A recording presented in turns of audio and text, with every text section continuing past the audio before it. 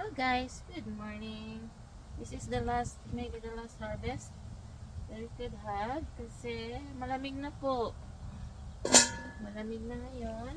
Pupunin na natin ang mga bunga. Ito, tapon natin ang pangit. Nag-shoot. Punin na po natin lahat, pati dahon. Ganda ito.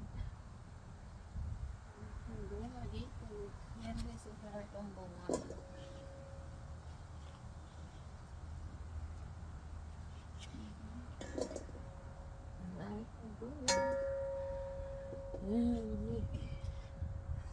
Malamig na.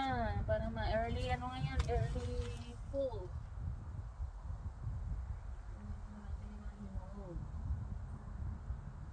Kukunin ko na lahat ang dahon ng aking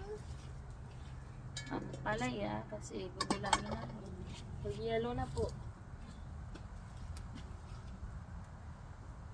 May ampalaya. Malaking ampalaya.